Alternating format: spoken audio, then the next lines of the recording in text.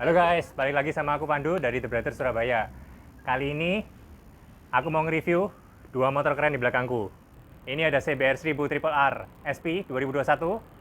Sebelahnya, mungkin kalian bisa lihat di sini, Yamaha R1M 2021. Nah, pertama saya harap kalian dalam kondisi sehat ya waktu ngeliat video ini. Jadi kalian mungkin pernah tahu, ini motor pernah booming di Surabaya. Jadi aku nggak bakal sendirian kali ini, bakalan ada temen yang punya motor ini. Namanya Bro Austin Adi Kusumo. Ayo kita temuin. Bro. Halo bro, Halo, gimana halo. kabarnya? Baik, Sehat? baik, sehat. Wah, Sehat juga, bro. sehat. Gimana tadi perjalanan ke sini? Biasa, Surabaya panas. Sih. Memang akhir-akhir ini panas banget Surabaya, jadi banyak minum air ya guys. Jadi ini boleh diceritain dikit nggak? Ceritanya Bro Austin ini beli motor ini alasannya kenapa? Hmm, alasannya ya, kenapa beli ini motor? Sebenarnya simpel sih. Karena moge ya. Jadi ya, emang Moge? dari dulu aku kan seneng moge dan Nah. rasanya tuh kalau misalnya moge itu apa ya? Dan wah, bener-bener susah sih, bro. Ya kalau udah seneng namanya seneng ya. Jadi pingin aja gitu. Cuman kenapa harus CBR 1000? Karena ada ya karena ada di Surabaya, ada yang jual. Gitulah simpelnya ngomong ya kalau ini. Tapi kalau kita ngomong kenapa cocok sama CBR 1000, sebenarnya banyak. Jadi ada berbagai spek yang memang kebetulan cocok lah waktu aku lihat on papernya. Jadi simple guys. Kalau orang Surabaya ini biasanya suka langsung beli, nggak pakai alasan apa-apa. Nah, tapi mungkin ini yang keren dari bajunya, kostumnya ini loh. Kok bisa pakai Repsol ini kenapa ya? Mungkin penggemar dari salah satu pembalap MotoGP siapa gitu?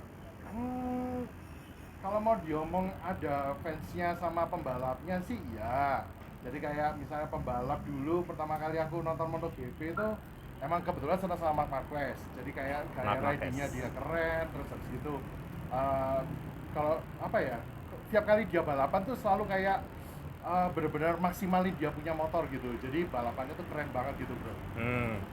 Setuju. Memang Marquez itu kalau naik dia berani banget ya. Iya, kan memang pembalap harus gitu ya, harus Betul. berani all out lah. Kalau nggak all out, gimana bisa juara? Kan mentalnya harus seperti itu. Betul sekali. Nah, ini yang paling nggak disuka dari motor CBR 1000 Triple R ini apa sejauh ini? So far sih susah ya, soalnya lebih banyak bagus ya daripada kurang ya. Oke. Tapi kalau mau diambil satu, paling ini ya, jarak antara joknya ke aspal atau ke lantai gitu. Emang dia tuh motornya tinggi banget, jadi Seat head-nya tinggi ya. nah maaf ngomong untuk yang yang Tinggi badannya kurang, di bawah 170 agak susah kayaknya. nah akan agak nemuin kesulitan. Tapi nggak juga lah, soalnya waktu Marquez pun nyoba motor ini pun dia juga sebenarnya nggak kesulitan lah. Kecuali memang kalau misalnya untuk pembiasaan pertama ya itu pasti akan ada kayak harus banyak jam terbangnya gitu. Betul. Nah, sedangkan yang ini, thank you ya bro ya, udah dikasih kesan-kesannya tentang motornya dan info-info sedikit. Nah, sedangkan yang R1M ini alasannya dibeli karena bodinya lihat sendiri, full karbon, eksotis, dan ini super ringan. Terus torsinya juga nggak kalah sama horsepower-nya dibandingkan CBR 1000 Triple R. Jadi keduanya ini sebenarnya kompetitor super sengit di pabrikan Jepang selain ZX-10R.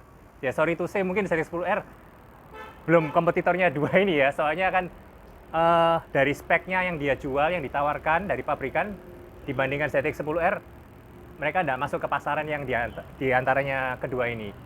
Mungkin sekedar informasi, ini harganya sekitar berapa? Ya waktu beli Yang CBR 1000? Sesuai yang diberitain, susah ya mau ngomong angka, tapi Oke. as we know lah. Mau Ya. disebutin? Gak apa-apa? Boleh disebutin aja biar tahu. Ya 1,1. 1,1 M. Wah, untuk ngeluarin uang segitu beli motor ini mikir dua kali atau langsung? Nah, tanya tapi Bro jangan Austin. salah, bro. Awalnya jujur kalau waktu aku pertama mau beli pasti kaget lah kalau lihat dibanding kompetitornya.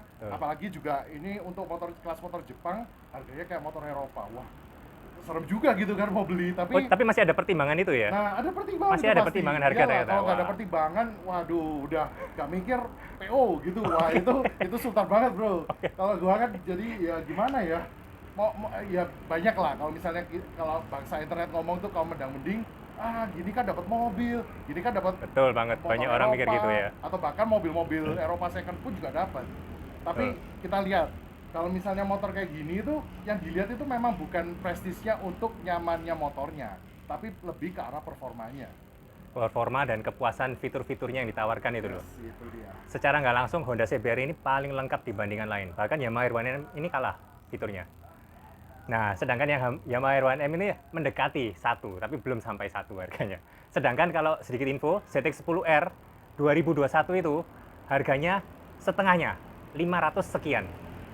Nah, bandingkan aja, bisa dibandingkan sendiri. Orang milih mana kalau milih model harga 1, mendekati 1 atau yang 500? Kalau masalah kepuasan, ya itu selera. Satu dapat 2. Betul, bisa dapat 2 unit. Ya. Jadi itu nggak bisa dibandingkan, cuman sebagai alternatif ya, biar pilihannya lebih variasi. Oke, mungkin kita lanjut ke review motornya langsung ya. Oke guys, jadi ini sekarang gue sudah sama motor gue CBR 1000 RRR 2021. Nah, untuk speknya sendiri, kalau tak rasa nggak perlu terlalu dijelasin ya, soalnya gue juga bukan reviewer, jadi kalau kalian memang penasaran sama spek apa aja yang ada di motor ini, kalian bisa lihat di berbagai reviewer yang sudah pasti lebih jago lah daripada gue.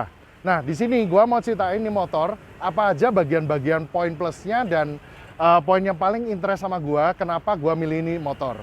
Jadi gini, kalau dimulai dari bagian sebelah kanan ya, ini motornya overall, itu dia itu memang besar dan terasa banget moge. Itu yang paling penting. Kenapa? Soalnya rata-rata motor, terutama kalau motor Eropa, dibanding motor Eropa itu, motor Jepang itu dia itu beratnya memang agak berat. Tapi kalau kalian rasain, justru beratnya itu yang bikin kalian merasa stabil dengan motornya. Dan yang paling penting, waktu naik ini motor, itu kalau sudah di atas motornya, kita sudah bukan lagi di atas motornya, tapi kerasa banget sama kita tuh di dalam motornya. Jadi posisi ridingnya dia itu kita dipaksa banget untuk bungkuk gini. Jadi aerodinamisnya waktu jatuh ke badannya itu, nih kalau kalian bisa lihat itu, jatuhnya itu benar-benar aerodinamis banget. Dan di lubang-lubangnya ini kayaknya udah diperhitungin dari berbagai generasi, karena motor ini sendiri juga speknya bisa dibilang legasinya dari motor Honda RCV. Itu motor yang dipakai di MotoGP sama pembalap-pembalap kayak Marc Marquez, Rossi yang dulu pakai 211 dan segala macam lah seperti itu. Nah, terus di bagian ban depan sini, ini kalian bisa lihat ada kaliper Brembo, ya standar lah untuk motor-motor 1000 cc zaman sekarang. Tapi remnya ini pakem banget, bros. Jadi gimana ya, kalau mau diomong itu, ini kan rem depan. Jadi waktu kita nge-clutch di ininya, itu ada kayak rasa ABS-nya gitu. Jadi kalau misalnya kita pakai di jalan raya itu nggak ngancem banget kayak bakalan ada kayak feeling stupi-stupi gitu. Tapi ya memang sih di motor ini kan dia segala macamnya tuh ada diatur di dalam elektroniknya juga. Jadi elektroniknya ini pun juga kalau by default itu sudah membantu banget untuk orang-orang yang belum terbiasa sama ini motor. Tapi kalau kalian sudah merasa advance, kalian mau ganti-ganti sendiri itu sebenarnya bisa. Jadi kayak remnya ini, suspensinya, terus tingkat tekanan, apalah itu namanya. Jujur gua bukan pembalap, sorry ya. Jadi kalau jelasinnya agak-agak jelimet gitu memang, ya inilah gua. Oke, terus ini apa lagi ya? Oh ya, horsepower. Horsepowernya dia ini kalau bahasa Indonesianya itu daya kuda kan. Jadi dia on papernya itu 215 dk. Meskipun kalau gua rasain brake horsepowernya sendiri itu setelah jalan itu gua kerasanya bisa sampai 210, which is kalau kalian 0 sampai 100 itu cepet banget. Plus di jalanan di Indonesia terutama di Surabaya itu kalian harusnya di gigi 2 pun itu sudah bisa tembus sampai 200 220. Ya katanya sih ada reviewer yang ngomong ini top speednya di gigi 4 sudah bisa langsung tembus 300. Tapi biasa lah namanya motor street legal ya, kita cuman dibatasi pakai, namanya juga motor street legal, dibatasin pun di jalan raya tuh kita cuma bisa sampai 300 km per jam di limiternya, seperti itu. Nah, dia tekanannya sendiri itu untuk maksimum torsi ya. Maksimum torsinya itu di 113 Nm di RPM 12.500. Tapi gua pernah waktu di limiternya speedonya itu bisa 13.000 lebih dikit lah, kayak gitu. Kalian bisa lihat di bagian nanti atasnya sini, itu nanti kalau misalnya dia udah mau limiter itu ada kayak indikatornya seperti itu. Tangkinya sendiri, dia itu gua sih pernah ngisi bensin itu hampir kosong, itu bisa keisi sampai 16 liter.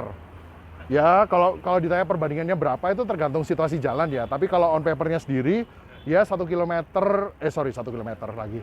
1 liter itu bisa tembus sampai 17 sampai 20 kilometer. Lumayan lah kalau untuk dipakai dalam kota. Paling kalau misalnya dipakai luar kota dikit ya 1 kali ngisi lah ya gitu.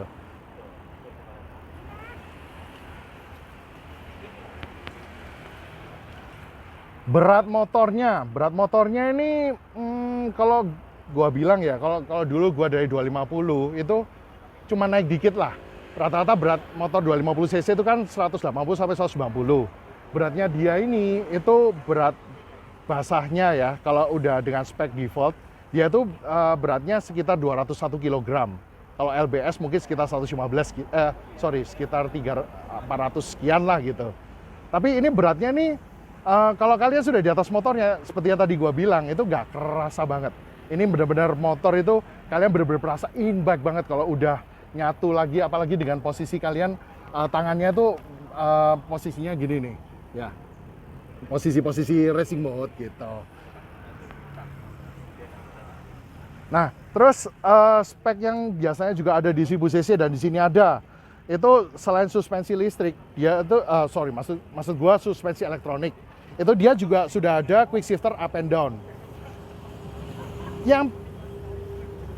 Yang menariknya juga di motor ini, kalau kalian ngerasain apa ya, kalau mau di shift up itu, kalian kadang misalnya kan kalau di motor konvensional kan, kalau misalnya di RPM 4000 6000 baru bisa di clutch kan. Ini nggak tahu kenapa, waktu gua udah di 4000 baru nyentuh dari 3000 ke 4000, itu pas banget. Gua clutch shift up, naik sendiri, dan dia nggak langsung jedok gitu badannya. Jedok itu apa ya? Kayak ada tekanannya tiba-tiba langsung motor kalian kerasa turun ke bawah itu loh bro. Pokoknya gitulah kira-kira rasanya. Dan ya ini kebetulan di pedok ya. Tapi nih kalau misalnya gua tunjukin gimana kalau posisi gua naik. Nih, ini kan memang agak jinjit. Tapi kalau pedoknya turun pun gua juga masih jinjit kayak gini dua kaki. Jadi ini motor memang tinggi banget atau kenapa. Kalau gua bandingin sama ZX-10 generasi. Wait. Halo. Wah, banyak Sun Mori ini bro. Biasa, minggu pagi Surabaya rame. Yang penting tetap cari aman ya, sesuai kata Honda. Anyway. Baik lagi, jadi posisi gua duduk, kalaupun pedok turun, gua kakinya tetap kayak gini kurang lebih. Soalnya kenapa nih? Kalian lihat ya, di posisi paha gua sampai bawah, ya maaf ngomong untuk yang tingginya, yang gua tingginya pun 178 juga kerasa masih tinggi banget, gila. Buset lah, ya ini ya mau dikata apa ya, tapi memang kan yang penting itu kalian waktu posisi ridingnya bisa gini. Nah nih, ini memang posisi bungkuk, jadi ya wajar lah. Motor fairing kalau kalian terlalu tegak, kok rasanya jadi motor touring. Tapi ini memang motor kayaknya dibuat untuk track ready gitu, makanya dia posisi ankle-nya ini sudah disiapin banget untuk posisinya seperti ini gitu. Enak banget gila. Kalau udah jalan, Nah, gua modifikasi motor ini sih sebenarnya simple. Yang sudah kepasang itu kan beberapa part RNG seperti frame slider, axle slider, terus ini juga bar end-nya juga pakai RNG juga. Oh ya, satu lagi ini plus buat untuk pedok kayak gitu-gitu. Itu semua ya kalau gua rasa untuk safety-nya default lah ya. Plus part-part kecil kayak tank pad sebelah sini itu ya. Kalau gua sih kalau beli motor safety-nya tuh memang harus ada ini dulu. Kalau nggak mau gua pakai jalan itu juga ada was-wasnya juga gitu bro. Nah terus kalau kalian lihat default warnanya kan nggak seperti ini kan. Kenapa? Karena ini motornya sudah di stiker. Atau kalau bahasa kerennya di cutting plus wrapping. Nah gua sih rata-rata punya motor memang gua sering giniin sih. Kenapa? Soalnya one of a kind bro. Siapa yang suka dikembari gitu ya kan cintanya. Tapi ya gimana ya, memang gue seneng sih. Apalagi juga kalau misalnya pakai karakter. Ini sesuai dengan dulu gue punya komunitas itu namanya Itasya. Jadi Itasya itu komunitasnya adalah mereka itu di mana punya interest untuk memodifikasi bodinya untuk dengan stiker yang berkarakter sesuai dengan yang dia senangi. Ya kalau gua kan senang Pokemon, jadi ini stikernya adalah salah satu Pokemonnya yang namanya Meltan. Kalau kalian pernah main game namanya Pokemon Go, pasti udah tau lah ini Pokemon apa. Gitu. Apa lagi ya? Kayaknya overall itu sih. Dan kalau misalnya mungkin ada yang banyak nanya juga ya, worth it gak sih harga 1,1 M itu?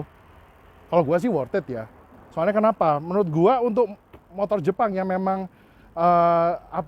kalau yang umum ngomong itu overpriced, menurut gua sih enggak, it's worth.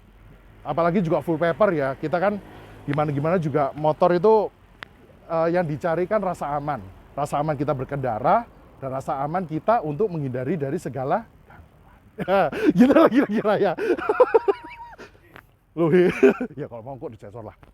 Anyway, ya gue sih puas sama monomotor. Jadi kalau dibanding sama merek-merek lain, gue sih nggak tertutup gimana ya. Gue masih open minded lah. Kalau memang ada kompetitornya yang menarik, gue juga masih lirik kok. Tapi for now, motor ini gue puas banget. Kalau gue kasih nilai 11/10. Yo guys, gimana? Kalian habis lihat reviewnya CBR 1000 Triple R pasti mantep banget ya. Nah, yang sekarang kita review yang R1M. Ini motor bodinya pertama full karbon. Tangkinya aluminium, kapasitasnya 17 liter. Kemudian horsepower-nya dia 202 horsepower di RPM 13.500. Sedangkan torsinya 112 Nm di RPM 11.500. Bedanya R1M yang paling signifikan dengan CBR 1000 Triple R itu sistem penggeraknya. Kalau dari masalah mesin, dia menggunakan crossplane 4. Apa itu crossplane? Dia sistem penggeraknya bukan inline. Kalau inline kan naik turun gitu ya, dia harus menunggu. Jadi untuk masalah top speed memang inline paling cepat. Tapi kalau akselerasi, crossplane itu seperti tangga. Dia ngisi terus powernya di setiap putaran throttle kalian. Nah, sedangkan fiturnya yang lain, dia ada mode A, B, C, D. A itu yang paling kenceng, D itu yang paling pelan akselerasinya. Nah, sedangkan untuk bobotnya ini sekitar 200 kilo. Hampir mirip dengan CBR 1000 Triple R. Tapi, kalau dilihat dari seat height ya, seat height ini lebih rendah, lebih nyaman daripada CBR 1000 Triple R. Kalau menurut saya pribadi. Sedangkan posisi ridingnya depan ini, handlingnya, saya pribadi lebih senang karena dia lebih narrow ya, lebih kecil, jadi lebih tinggi juga dan tidak terlalu mungguk. Jadi kita pressure ke tangan, ke elbow sama ke otot biceps ini nggak terlalu terasa. Dan handlingnya waktu belok apa itu lebih enak corneringnya. Terus apalagi ya mungkin yang bisa kita lihat dari ini secara keseluruhan. Nah, untuk fitur quick shifter juga sudah dilengkapi. Auto blipper juga, jadi kalian nggak perlu tekan tuas kopling dari gigi 1 ke gigi 6 dan sebaliknya juga. Cuman waktu ke netral kalian perlu tekan kopling. Nah, ini kalau kalian lihat dari shocknya sendiri, dia sudah menggunakan all-in depan belakang, elektronik, full elektronik depan belakang. Sedangkan pengeremannya menggunakan Adfitch, dan yang menarik peleknya dia sudah menggunakan aluminium depan belakang. Yang cantik ini di warna biru ya. Kemudian ini juga dilengkapi GPS data logger. Jadi bisa nyimpen record track kalian di sirkuit. Nah, jadi ini meskipun kecil gini ya, kalau kalian lihat dari sisi samping, ini juga bisa untuk boncengan. Cuman seatnya pasti lebih kecil dibandingkan CBR 1000 Triple R. Cuma saat ini kondisinya lagi dipasang single seat. Ini kalian bisa lihat ada passenger footstep-nya.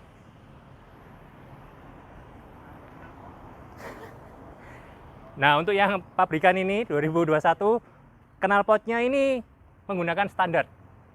Jadi belum dilengkapi seperti Akrapovic. Mungkin itu yang option selanjutnya kalian beli terpisah untuk yang muffler pakai Akrapovic. Nah, guys, tapi ini minusnya pengeremannya yang belakang dia menggunakan Nissin. Sedangkan yang depan sudah Adfitch, yang belakang Nissin. Kemudian apalagi ya minusnya? Knalpotnya yang tadi saya bilang, dengan harga standar ini belum termasuk akar Povik seperti yang dibandingkan CBR 1000 Triple R SP.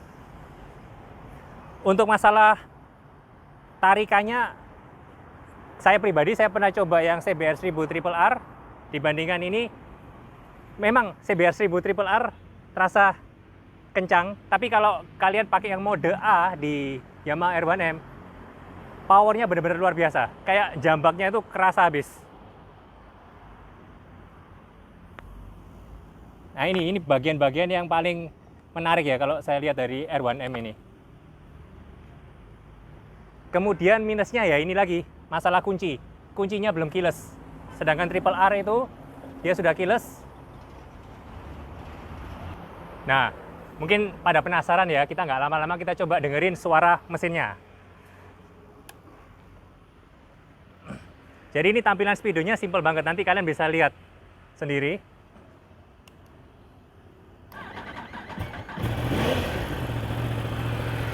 Nah, ini dia suara crossplane 4-nya R1M. Coba kita rev sedikit ya. Nah, kalian bisa kerasa powernya ngisi terus, tapi suaranya masih belum keluar karena masih standar.